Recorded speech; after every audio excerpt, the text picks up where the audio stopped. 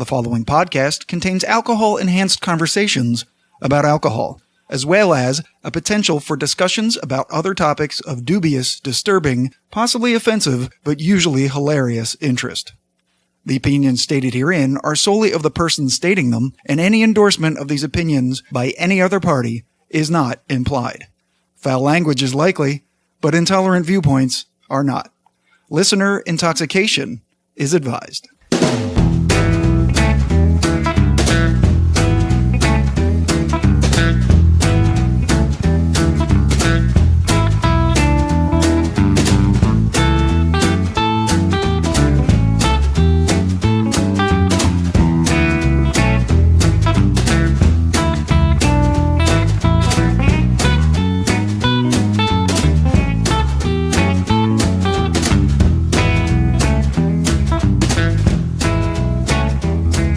Hello and welcome to episode 15 of the Whiskey Tangent Podcast. I'm Scott. And I'm Ed.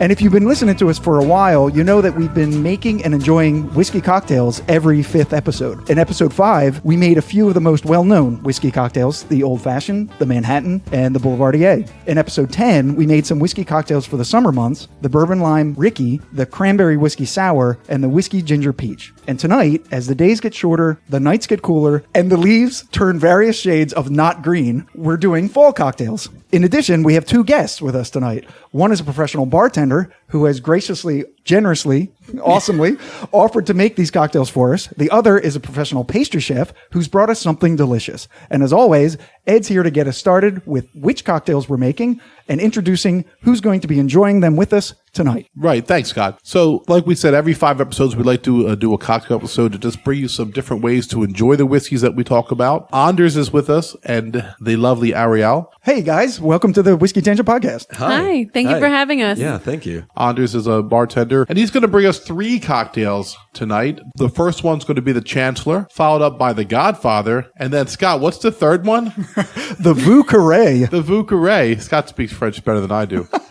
We start out by drinking a little Blanton's to get the blood flowing. Yeah. Just to get everyone loosened up. Terrific. Yeah. And I love experiencing new cocktails that I don't have any experience with. And this is our first time having a bartender on the show. Yeah, I mean, we tried. That's actually a dig at Gabe, by the way. Oh, wow. Oh, damn, you're right. Savage. And nobody caught it. I thought Scott would catch that. No, shit. I thought you were talking about us because we made the cocktails previously. Gabe was a wedding bartender. Yeah. Yes. And to Gabe's credit, he was never said, oh, I was a professional bartender. But I'm not going to miss a chance to take a shot, especially when he's not here to defend himself. Because watch, let's hear what Gabe has to say back. See, Gabe, it really means we miss you because we're talking about you. You're not here. It does. I talked to him earlier because he wants to come back and do a quiz key and defend his title. Right, against me. If I lose to him again, I'm jumping straight into traffic. So just be careful what the topic is. Foreshadowing. Foreshadowing, where Gabe takes over full time for me after I jump into traffic. Oh, God. Okay, so I think we should have Anders explain what cocktail. Yeah, let's go one at a time. Let's talk about the Chancellor. That's the first cocktail that's up for us to try. And if you could, Anders, take a second, tell everyone what you're about, what your background is, where you work now, whatever you want to talk about. All right, yeah, absolutely. My name is Anders. I am the bar manager and master mixologist over at the local lounge in Mount Holly. Is that your real title, master mixologist? No, but it sounded very good. Because I was like, oh my God, that'd be so cool. That's what he makes me call it. So yeah, I am the head bartender and bar manager over at the local lounge in Mount Holly, New Jersey. I've been bartending for a long time. Yeah? And I actually started working in the industry at TGIFridays. Get out. Right in high school. Yeah. Really? Absolutely. In high school? Wait, so you weren't even allowed to drink the drinks that you were making? Did you have to... I started as a bar back at TGIFridays and worked my way up. Sure. Did you pour like Jim Beam and all the other bottles? Because I heard like Fridays... Oh, yeah, that was a big scandal about that. Like you served a fake bottle. Did you know anything about that? No, that wasn't our thing. Because you weren't there. See, right? I leave and then all these hell breaks scandals loose. start yeah. So I started there. Then I actually moved up to New York working as an actor. I worked doing off-Broadway Shakespeare and theater for about 2 years. Awesome. And I worked at a theater right across the street from a couple of great whiskey and cocktail bars right in the Lower East Side. Up in New York, right? Yeah. So I had a lot of opportunity to try new things. Got my first exposure to some really fine, whiskeys, bourbons, higher proof bourbons that I still really enjoy, peaty scotches, absinthe. I became a big fan of. And I wanted to learn more about it when I wasn't doing any acting jobs. So that's how I kind of really made my foray into the industry. Then I moved back to the New Jersey area, got a job teaching ballroom dance to, dentists, small business owners, women who divorced well. I was his first client. That's how we met. Dentists. Yeah. Women who divorced well. Yes. I like that. And during that period, I still kind of had an itch to bartend. I started working as a barback again over at a famous bar called Hat Rye Laundromat in Philadelphia. Yeah. So what's funny is before I even met you, I may have already had a cocktail made by you because I'd been to Hat Rye's Laundromat about 4 or 5 times, maybe 4 or 5 years ago. Scott, describe real quick what it's like to go to Hop Street. Oh my God. Okay. So it's this whole fucking process. So you go outside. There's no sign. You don't know where it is. There's It's a no speakeasy. Yeah. It's a sketchy iron door in the middle of Chinatown. Exactly. In, Philadelphia. So I work at 6 and Race, and the iron door that Anders just mentioned is between 10th and 11th on Yes. Race. Yeah, very good.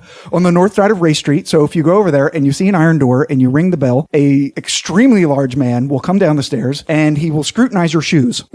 And determine if you are able to come into the establishment just based on your shoes. Takes all your IDs. If you pass the shoe inspection, he goes back upstairs and you wait like 5 minutes. You don't know what's happening. This man just looked at your shoes and took your IDs and walked away. Yep. Then he comes back downstairs and says, okay, it gives your IDs back, and you follow him upstairs and it's dark. Like you can still kind of see things, shapes, tables. You sit down on it. No, you're not even there yet. You're Not even there yet. yeah, you're in an ante room. So they sit you down on the bench and they read you the rules. Now, Anders, you might remember the rules better than I do. So the main rules is that there's no recording, whether it's any videography or photography or audio recording of any kind. That's in order to protect all the guests' privacy. Right. There's a lot of like high rollers, Philadelphia celebrities. Not the mob. And just because we have a drink called the Godfather coming up, that's just a coincidence. Definitely not any famous Philadelphia mobsters. And the second rule is that if you need to make or take a phone call, you go into the vestibule in the front where you're currently being read the rules. Right. So once you're read the rules and agree to them, then they lead you into the main room, which is even darker somehow. Yes. Like you honestly cannot see. You almost have to be led to the table, and the only light is like these tiny little candles. Little votives. Yeah, and they hand you these little cards that have the drinks on them that they're making that night, and you can barely read them. It's annoying. But the cocktails are so worth it. Every cocktail I ever had there was fantastic. Yeah. It's really the place where I came into my own in terms of making cocktails. It's a truly fabulous cocktail bar. Yeah. I'm pretty sure there was a list done online. It's ranked in the top cocktail bars of the world. In the world? Yeah. In the world, yes. So my experience there was like, there's a lot of late nights and early mornings, but I wouldn't have traded for the world. I talk to a lot of people about whiskey. Scott and I, find ourselves in conversations a lot, and we work hard to educate ourselves. But it was really exciting when I met Anders to meet somebody who will teach me stuff. And it'll be a busy night, and I feel bad. I feel bad because I can't help myself because I'm a curious person. I'm a lifetime learner, and he'll have a packed place, and he's making 6 drinks. I'm like, what's that? What are you putting in that for? How do you know how much? Just do you eye it up, or do you just so just a couple drops?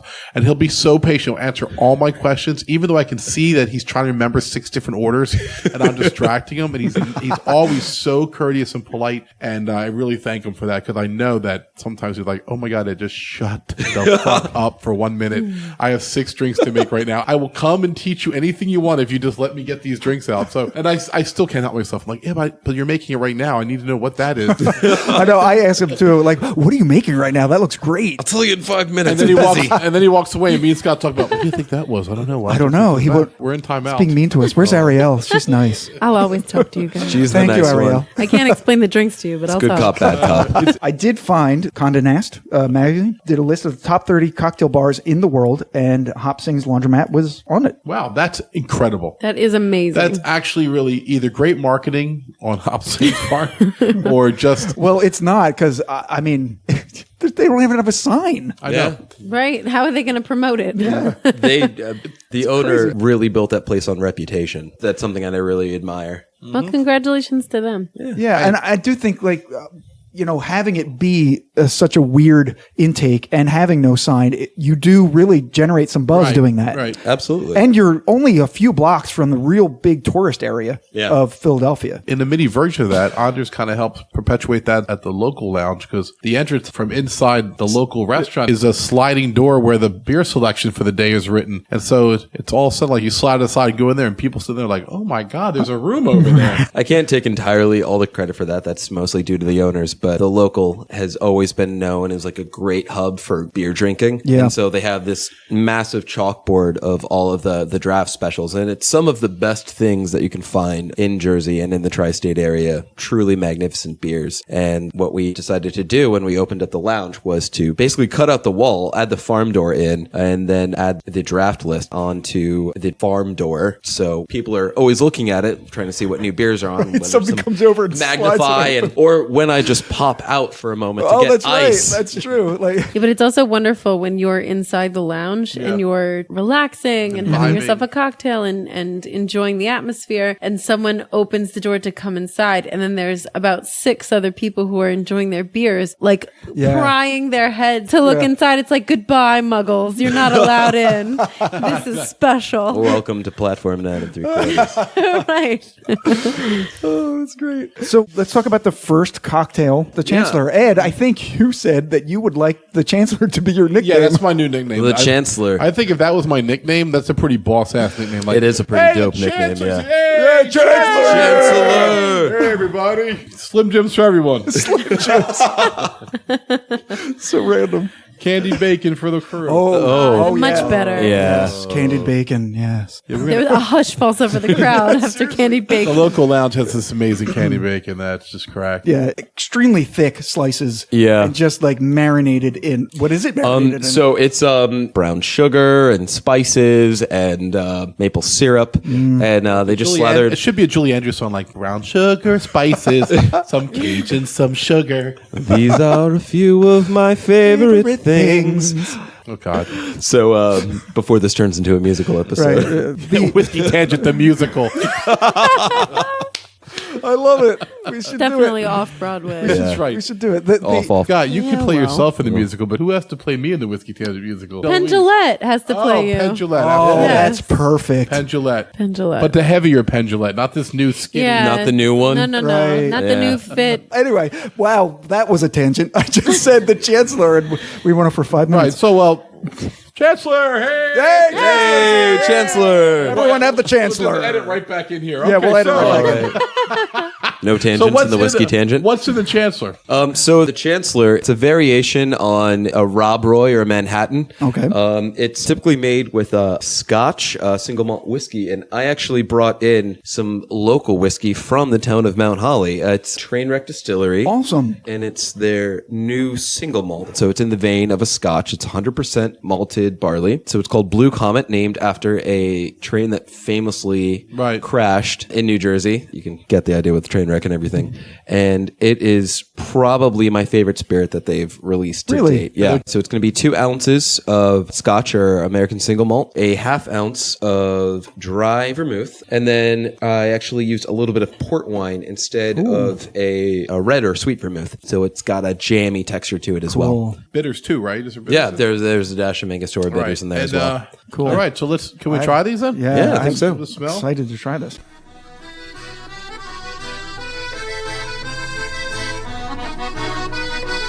Round.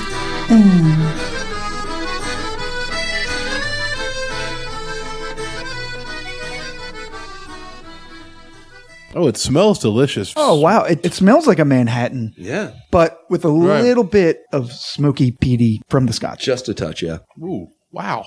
Ooh, I like that a lot. Wow. The single malt works very well in here. Yeah. It has tremendous flavor, and it stands up well with the two different tastes of the vermouth and the port hitting you also. If you put a cherry in this and then put a little twist on it or something, I will go be like, oh, this is a great Manhattan. Right. Like, I was about to say, it tastes like a Manhattan. Yeah, a cousin of a Manhattan. Yeah, Absolutely. It's definitely It's a the cousin same of a family, Manhattan. but Wow. not quite This will the get same. you ocked up. Yeah. I'm Wow. saying right now. Yeah. I just sucked half of it down as I tend to Oh, do. God. It's the way I taste stuff. If you listen to our last call know- episode, you know that I took Ed's drink away from him for at least a half an hour because he did the same thing. He just sucks it down and then he's like, where's my drink? It's like, well, you fucking drank it all. He's so But it's angry. good. I do that too. So That's what he does, but it was so good. he's so aggressive. I've also finished 2 Dark and Stormies to She's this actually, point. believe it or not, somehow drinking ahead of us, and I don't know how because I've had. She is I've ahead had of us. Infinity bottle drink. I've had Blanton's. I'm sucking this Chancellor down because I feel Delicious. obligated to get out of the way of the next drink. So I'm like, Yeah, there's two a more to plan, go. there's two. Right. While Scott sips it like a grandmother on the porch in some small town America, drinking her Arnold Palmer. On a rocking chair. All I want is my Chancellor and drink on the porch. That's all I want. Ed, don't you shame me. Don't you shame me, boy. And I like this drink so much. I'm afraid to. I let the can other make two- more. Okay. So, do you want to do the bartender pet peeves? Yeah, like we can You do that. read a couple of them? Oh, yes. Yeah. So go ahead, Scott. So I just because we knew we were having Anders here and being at the bar with him, he actually chastised us for being a little bit too loud on Friday because we were being a little bit too loud. Guys, do you mind keeping it down a little bit? Yeah, right. It was So the nice.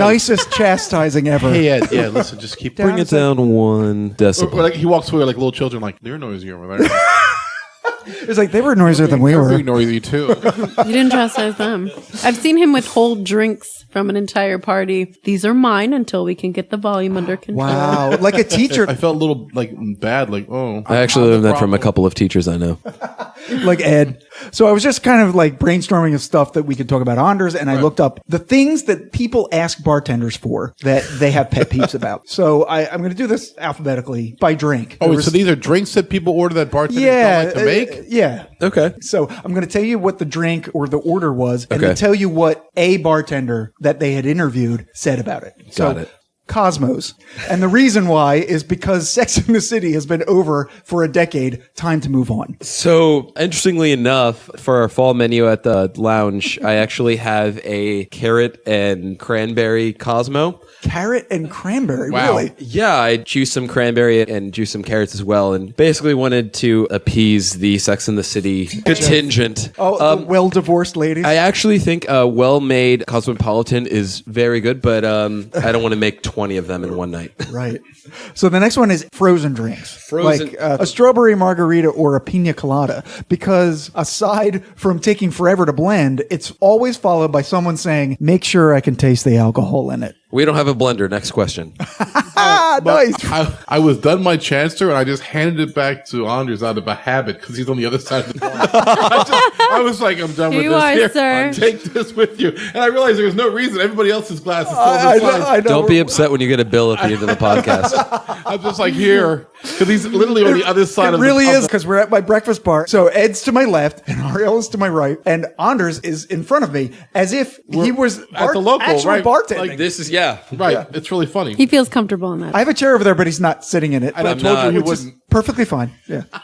So the next one is Irish car bombs because when shots get dropped, they mess up the bar and the thick residue in the glass afterwards mucks up the wash water too fast. Yes, but also I don't like what happens after Irish car bombs With because the people. yes, with punching the each other in people. the face. Yeah, The people.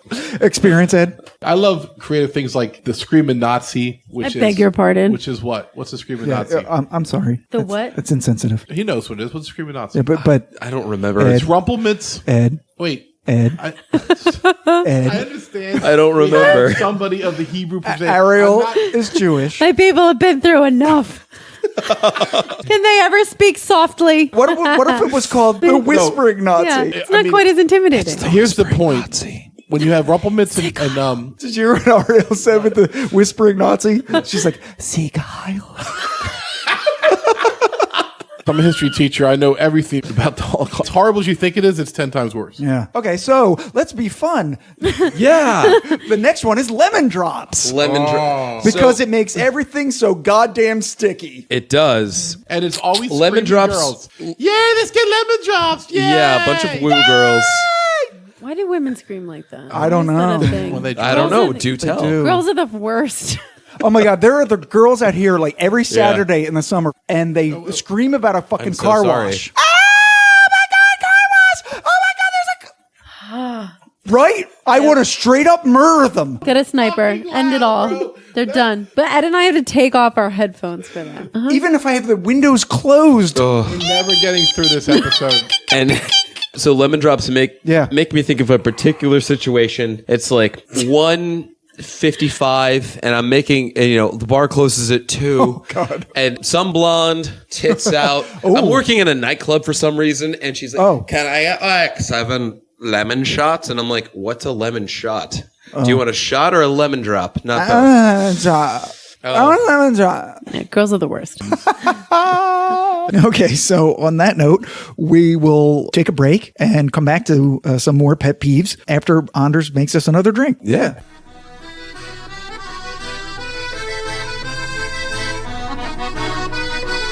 Round in.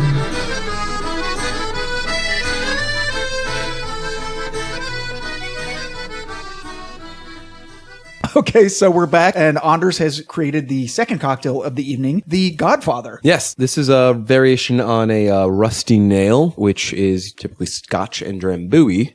That's what a rusty nail is. Yes. Really? Oh, I never knew it. Yes. I never knew that. There've even been so many bars that have been called the Rusty Nail. Yeah, sure. Yeah. I feel like every cafe has Drambuie. a Rusty Nail. So wait, what is Drambuie? Drambuie is a herbal blend of Scotch and honey. So it's Scotch, more Scotch with a little bit of honey and like some but cinnamon. it's a liqueur. It's a liqueur. family. Yeah. That's a lot of scotch. So just a little bit of history. We talked about the Chancellor before. Nobody really knows where they came from. It's a mystery. The leading theory on the Chancellor is that it was a popular drink amongst deans of Scottish colleges, because the term used at the time for a dean was a chancellor. And for the Godfather, did kind of come into prominence around the 70s. So the prevailing theory is that it's a drink that was enjoyed by Marlon Brando while shooting the Godfather. Yeah, that's what I Hence the saw name. too. Yeah. I mean, if you have to have a history of a cocktail, that's pretty cool. Oh, man, yeah. It is 1.5 ounces of a single malt McCarthy's, which is a pot stilled single malt out of Oregon. And it's probably one of the smokiest and peatiest whiskeys that we have on the menu. It's pretty comparable to a Lefroy or an Ardbeg. Oh.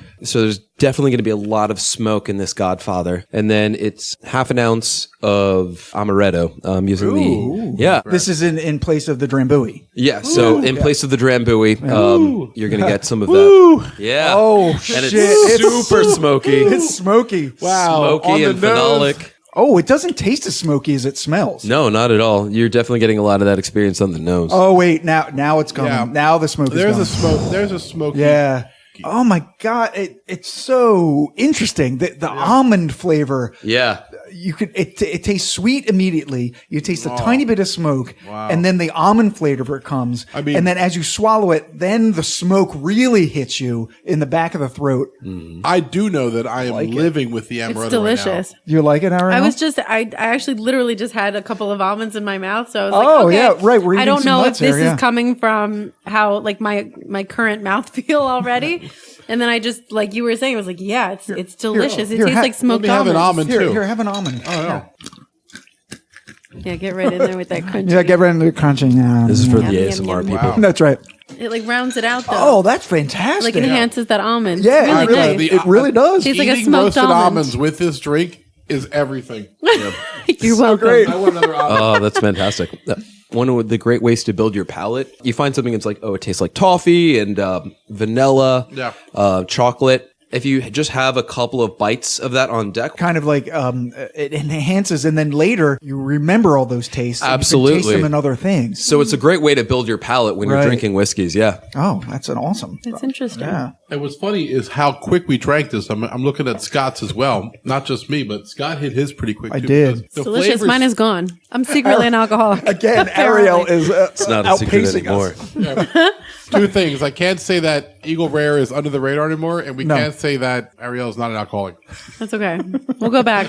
We'll take back the illusion. When I learned that this was a smoky Scotch, I was like, nah, I don't know. We were like, oh, where's smoky stuff? But like, this is terrific. Like in a cocktail, because the smoke is a little bit subdued. The Amaretto is sweet and nutty. That really shines through. And the reason we know that we do this, and you're 100% right, Scott, is because, you get trapped into a routine. And neither of these two that we've experienced so far, Scott and I would have tried. I wouldn't have gone out and got the single malt Scotch and made the Chancellor. Yeah, no, we would and not we have certainly done that. would not have gone anywhere near this drink. No. But this is a different drink that I would have once in a while just to change things up. Yeah. And I think that if you're listening to us today, push yourself a little bit. Go try something different. You don't have to make this at home. When you're out in a bar somewhere, if you see this, especially go to the local lounge. It's in Mount Holly.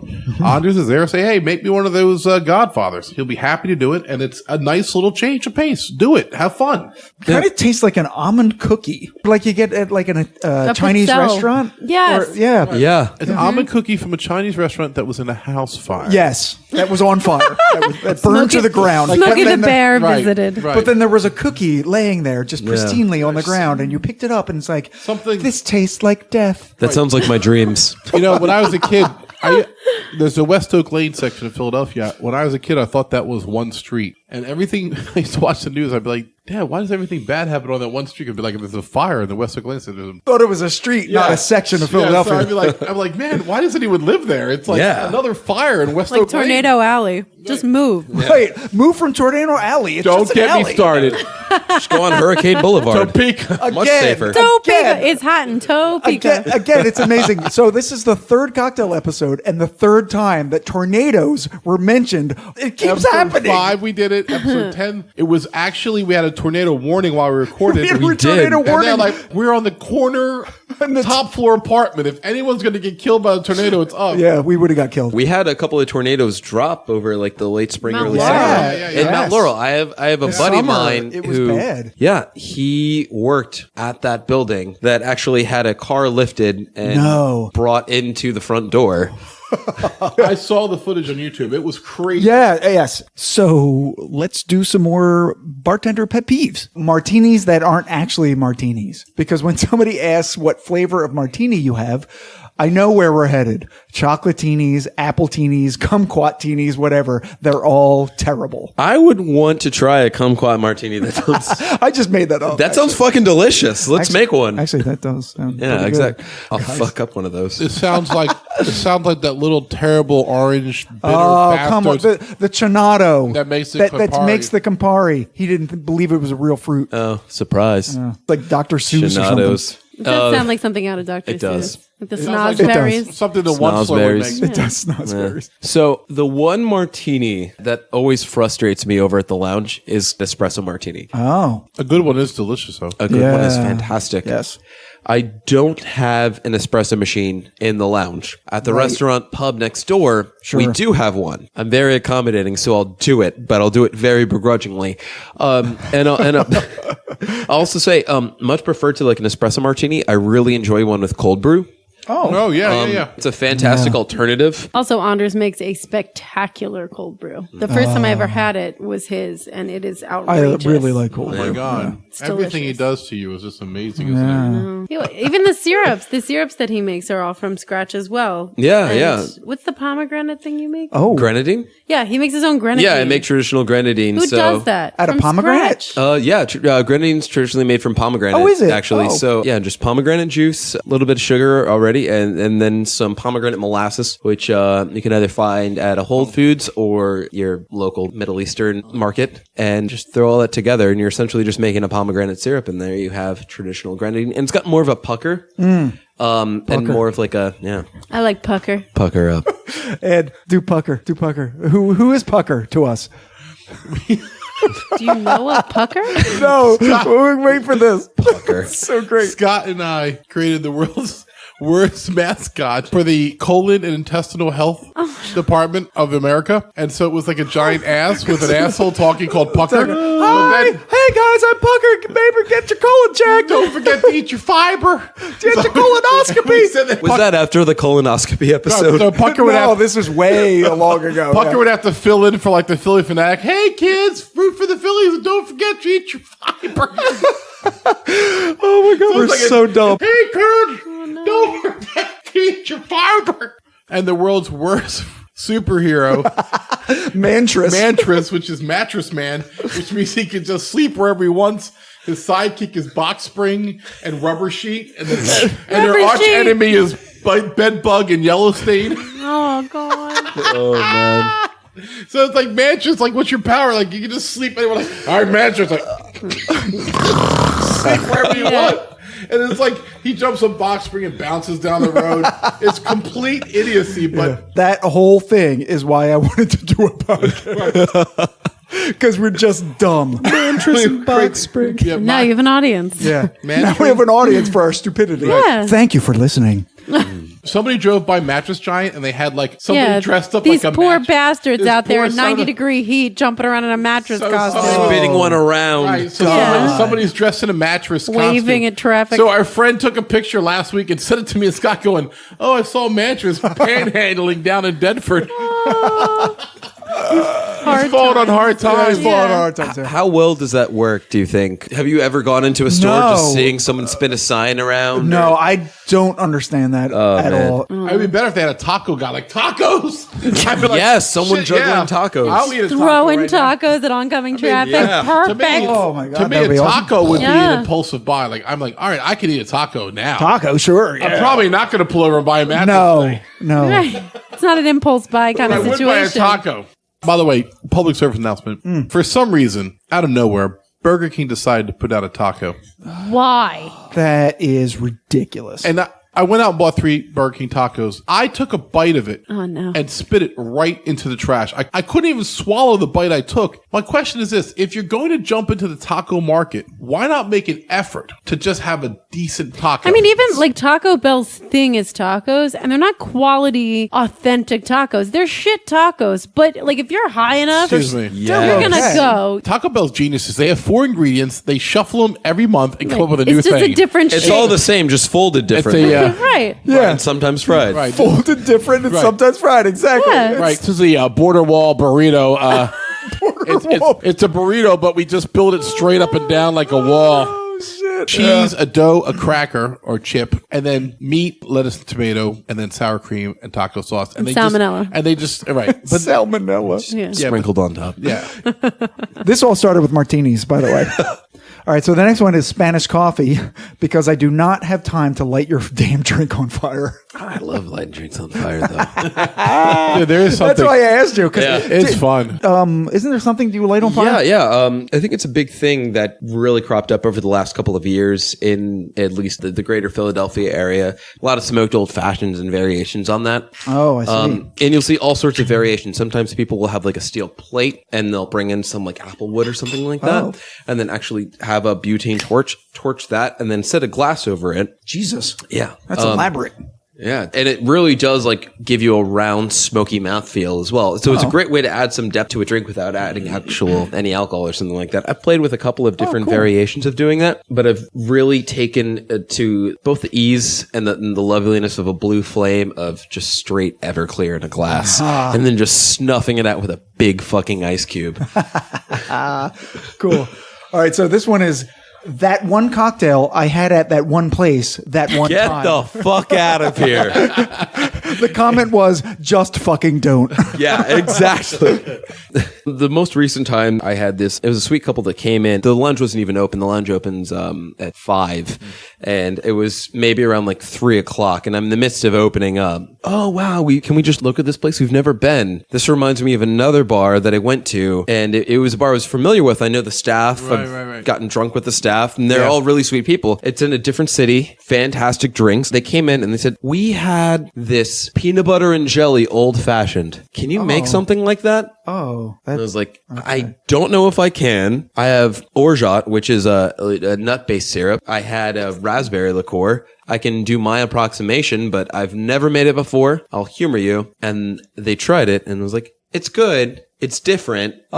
So when people ask, can you make this drink that I had this one bar one time? And it's there's no chance that you're going to make it right. There's no standard cocktail because I can't recreate this experience. No. So why not try another experience? Right. Yeah, absolutely. All right. So the last one, and then we'll move on to the last cocktail. Absolutely. Is the top shelf spirit cocktails. Oh, yeah. Because why waste a perfectly good top shelf spirit? If I give you a blind tasting of two drinks, one with top shelf and the other with well, you're not going to be able to tell the difference. I mean, I'll do it, but it will hurt me inside. I agree if you're talking about, let's say, a vodka martini. But if you're talking about like a Booker's Manhattan, that's a completely different thing. There's times when that's magic and there's times when you're completely wasting your money. Absolutely. Mm-hmm. Yeah. So one of the best cocktails I've ever had was a very high-end cocktail. I think it was like very old Lefroy and the Grand Marnier Quintessence. Oh. Yeah. Wow. Yeah. That's already intriguing. I'm a Grand Marnier fan, so I know exactly what that means. Exactly. That's a very expensive version of Grand Marnier. I got lucky and didn't pay for it. Probably like what, a $50 drink, maybe? It would be like a $50 drink. Yeah. And with higher end liqueurs, the less that you use, the better. But don't be that asshole that orders like a Macallan 18 and Coke. Oh, shit. Right. Yeah. I think that's probably what these people are meaning. Right. Exactly. Yeah. All right. Well, we need to get to the next drink. We really do. We do. Because we think we've been on for like an hour and a half. Yeah, we're going to edit a lot. You know me. I'm going to cut 4-hour podcast. I'm going to cut an hour out of this. Cut out everything that I said. Stop. It's going to be like only 3 people here. It's just me, Anders, and Ariel. See, I can. The beauty of the edit is like I could make this Ariel's podcast. It'll be very short. All right, we're going to take a break. We're going to make the VUCA Ray. The VUCA Ray. The VUCA Ray. The VUCA Ray. Vieux Carré. And we want to hear from Anders on what annoys him as a professional mixologist. All right.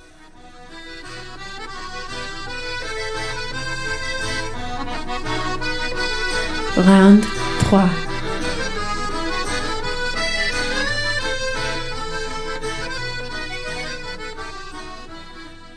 Okay, we're back. Anders has made the third cocktail of the night, the VUCA Ray. Anders, what's in a VUCA Ray, bro? I used 3/4 of Dad's Hat Pennsylvania rye whiskey, 3/4 of sweet vermouth, 3/4 of a Cognac. Oh, wow. And then just a little touch of Benedictine. Which is another type of cognac. Wow. Yeah, there's a lot of French involved. Yeah. So we're going to try the VUCA Ray. VUCA Ray, here we go. Smells very lemony. Was there lemon twist? Yeah, there's a lemon twist floating in there and expressed into It's it. so hard to go wrong with citrus. When in doubt, lemon out for your cocktails. It's also a gorgeous color. Oh my God. It's Good Lord, this is good.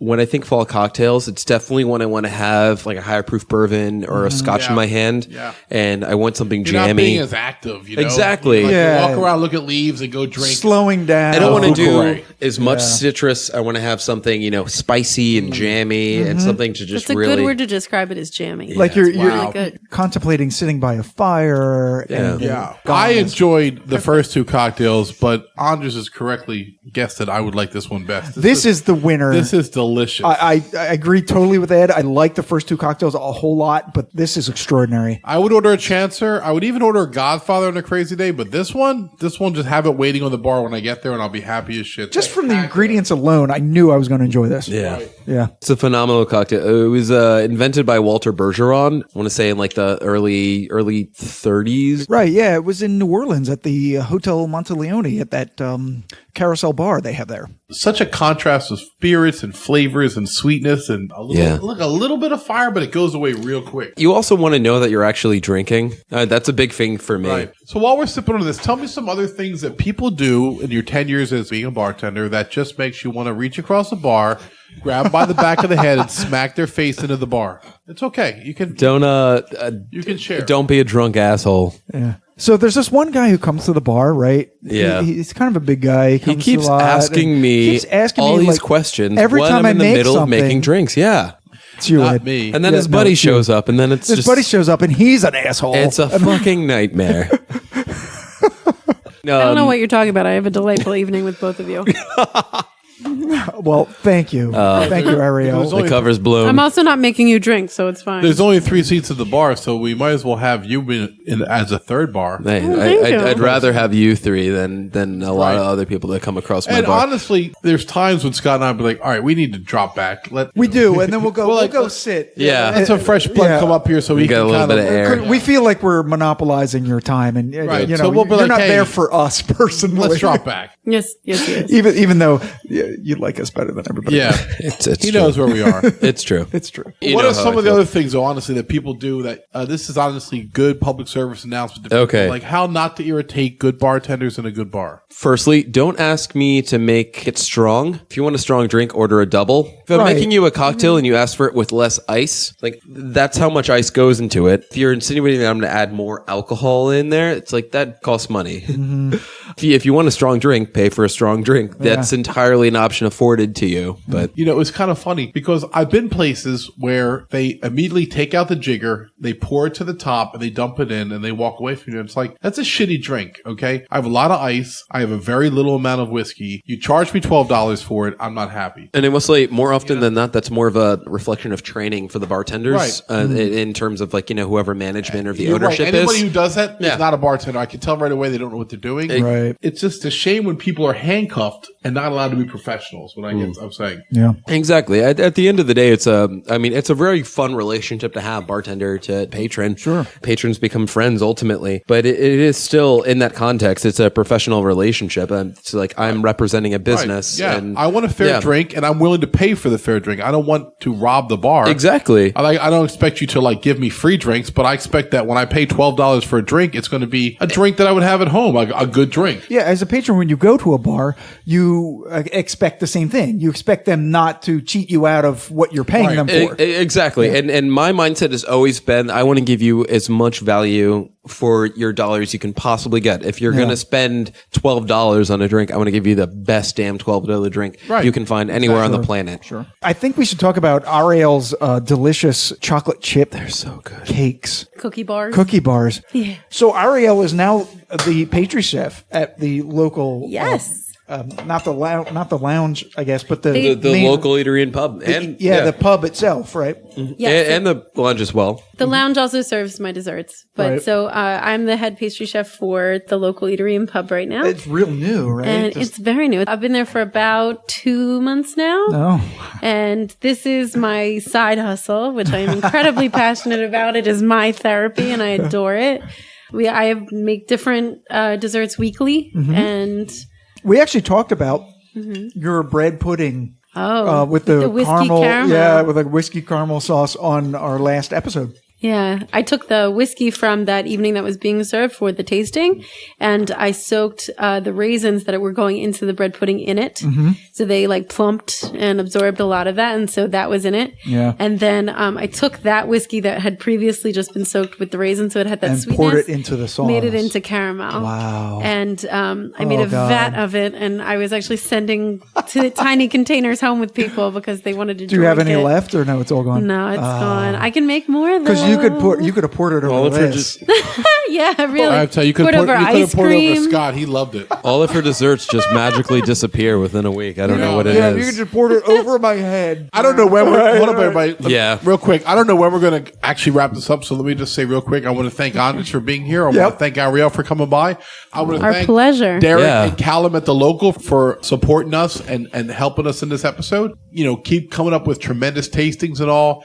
And just the local lounge is such a jewel to have. We've had amazing nights there. It's just a great Yeah. place with a great mentality, a very small, simple, excellent menu. And I wish them the best of luck. We hope to see you all there. If you're anywhere in Burlington County in New Jersey or Camden County, come to the local lounge in Mount Holly. It's worth the drive. Take an Uber home because Anders will get you fucked up. Thank you so much. I mean, truly. And order dessert. Yeah. Oh my God. Order There's dessert. You would be a fool not change your life. Order dessert. I mean, You would be what a was the fool one not this to. week? It was the cinnamon bun. Yeah, I made cinnamon rolls. On Instagram and the Facebook page, I threw it out there what people wanted. If they wanted cinnamon rolls or sticky buns. Right. And I got like 84% people wanted cinnamon Cinnamon rolls. What's the biggest Yeah. difference So we on that? delivered. I might be biting biting my lip right now. I need to know what the difference is. Yeah. So cinnamon rolls are the iconic ones that you can usually picture that like have that swirl with Cinnabon kind of. Yes, with the cream cheese frosting on top and all that gooey, yummy goodness. Oh, right. Sticky buns is just like sugary goodness with like walnuts or raisins. So right, that's more of like a caramel sauce from the sugar that from after it bakes, it creates like this caramel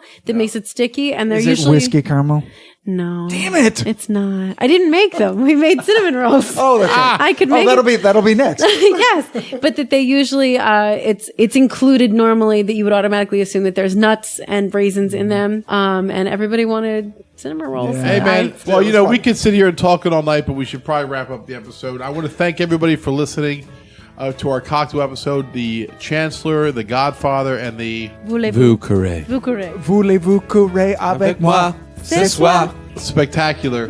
Thanks so much for Anders, Ariel. This is Ed and Scott. See. Yeah. Okay. Bye. Bye, guys. Thank you. Take it easy.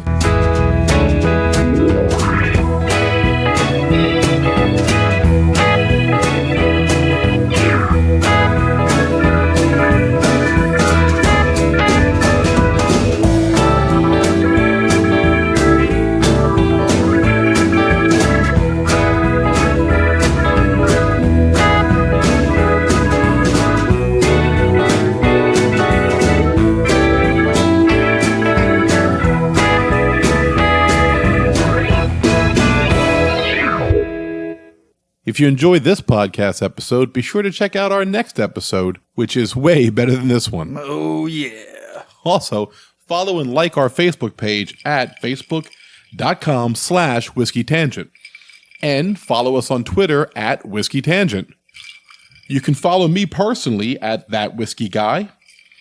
And follow Scott at Giant Cup of Awesome, spelled AWSUM, just to be annoying. Hey. You can email us any questions, comments, or love at whiskeytangent@gmail.com. And of course, you can find us always at our podcast website, whiskeytangent.podbean.com.